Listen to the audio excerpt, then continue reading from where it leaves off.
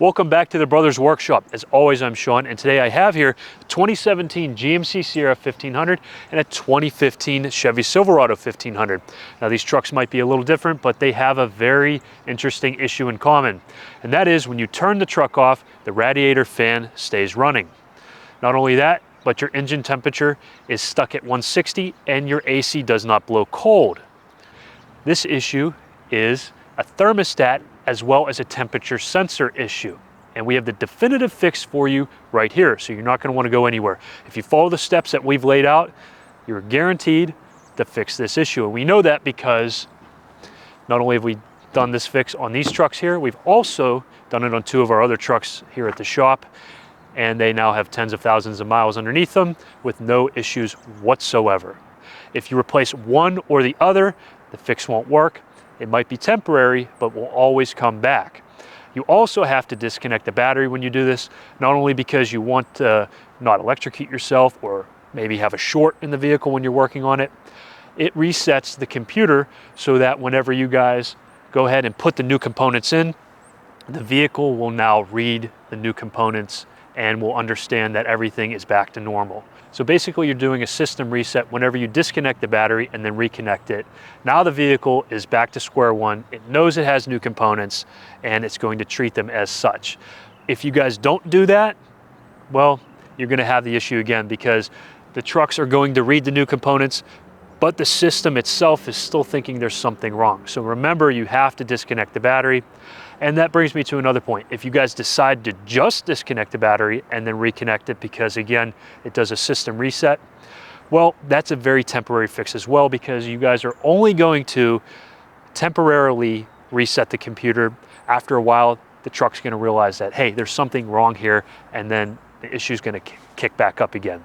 The last thing I'm gonna tell you guys here is that no matter what engine you have, this truck here has a 5.3 liter V8 and this is a 4.3 liter V6. It's a very similar fix.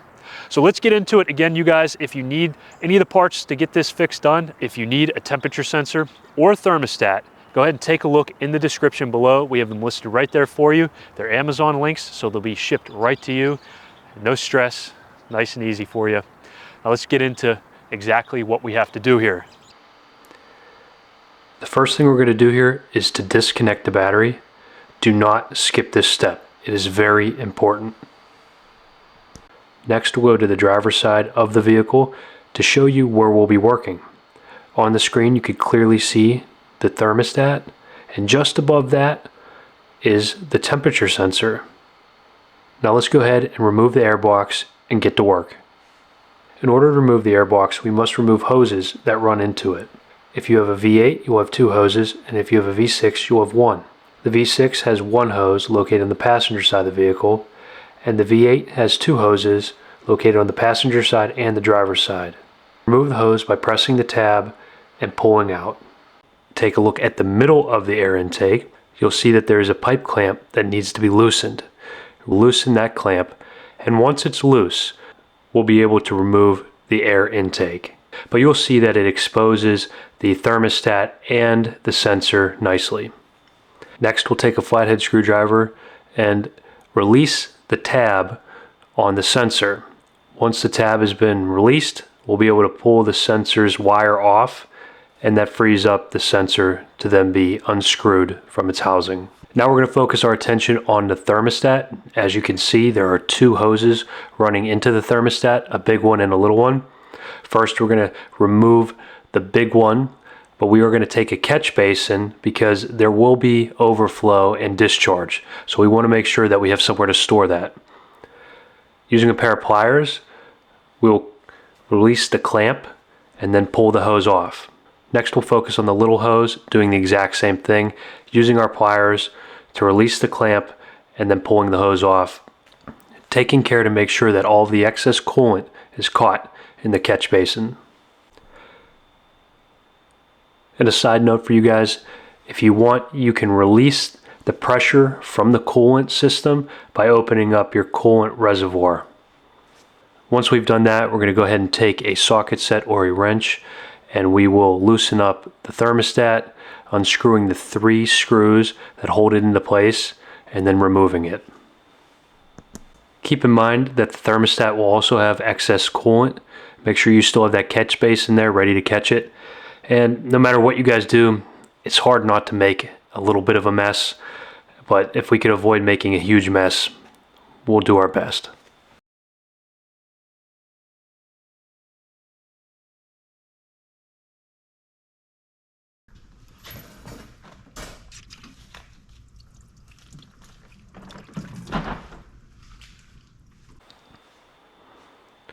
Now that we have the thermostat out of the way, we're going to go ahead and take our socket set and we are going to unscrew the old temperature sensor. It's pretty easy and comes out with no problem whatsoever. Just make sure that you have a long enough socket set that will go over the entire sensor. You guys can see here in the video that that rubber ring was stuck to the motor. We're going to want to make sure that we peel that off and then clean off any excess debris and the surrounding area. So we're going to take one of our shop rags and wipe it down really good, making sure that we have no debris left behind. Now it's time to install the new thermostat, and it just goes right into place where the old one was. Make sure you line up all of the screw holes exactly where they need to go, and then insert the screws and tighten them down. At this point, we're just going to be reversing all of the steps that we've already taken to this point. So as long as you remember what you had done, you really can't mess this up. Just take your time and pay attention, and make sure that everything is tight and secure.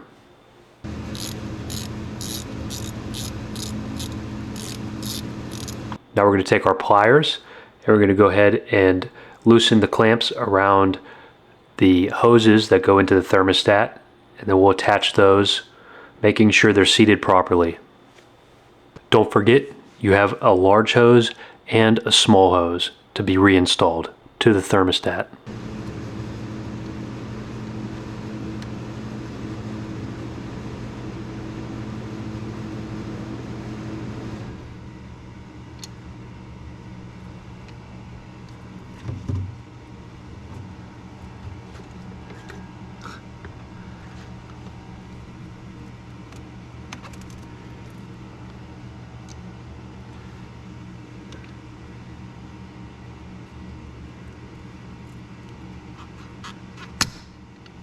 And now it's time to add the new temperature sensor, and you guys can see this looks a lot better than the old one. The old one was looking really rough. And again, this is very straightforward. We're just going to put it right down into the hole that the old one came out of, and then we will tighten it down with our socket set, making sure that it is snug. We don't want to over tight anything, but we want to make sure everything is tight and secure. Once you've installed the sensor, go ahead and plug it back in, taking that wire and connecting it into the top of the sensor, making sure that it clicks into place. We're almost done. We're going to take that air box and reinstall it, sliding it back into place, making sure that we do our due diligence to ensure that the clamp that we had loosened up is nice and tight. So this time we're going to take a socket to make sure that we secure it properly and that it's not going to go anywhere. And then finally we'll take that hose or hoses that'll be on the left or right side of the airbox and reinstall those. In this video we're working on the 4.3, so there's only one hose and it is located on the passenger side of the vehicle, which is on the left hand side of the screen. And if you have the 5.3 liter V8, you'll have two of these hoses. There'll be one on the passenger side as well as the driver's side, and they both get installed the exact same way. You slide them back into place, making sure that you pop that little tab back in. That little tab will help secure the hose to the airbox. Make sure that's done correctly and that everything is seated properly and secured before ending the project. Next, we'll take some coolant and fill our reservoir back up to the fill level, because we did lose some doing this fix. And make sure that you're using GM specified coolant you guys want to check your owner's manual to make sure that you have the exact stuff that your truck requires. And finally, we're going to test it out to make sure that the truck works and that there's no issues. And we're going to do that by reconnecting the battery and then turning the truck on. And if you follow these instructions to a T, you should have absolutely no issues moving forward, and your truck should run flawlessly.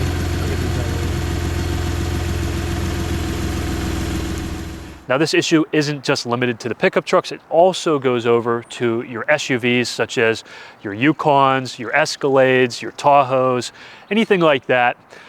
You guys, they all have the same motor. But not only that, this is a GM issue that kind of is cross-platform. There are other vehicles with other motors that have this issue as well. Just know that, hey, if your truck or car, the radiator fan is running after you take the keys out, you're stuck at 160 on the temperature, and your AC isn't blowing, well, you have to replace the temperature sensor as well as the thermostat. If you replace one or the other, the fix won't work. It might be temporary, but will always come back. You also have to disconnect the battery when you do this, not only because you want to not electrocute yourself or maybe have a short in the vehicle when you're working on it. It resets the computer so that whenever you guys go ahead and put the new components in, the vehicle will now read the new components and will understand that everything is back to normal. Thanks for watching the video, guys. I know you were able to fix your truck, so go ahead and hit that like button for me. Don't forget to share this video with your family and friends, especially if they're having this issue. And while you're at it, subscribe to the channel for more videos about these trucks. We have a whole library of them, and we're happy to bring them to you. And don't forget, you can find all of the stuff needed to fix your truck for this video listed right down there in the description below. And I'll catch you in the next one.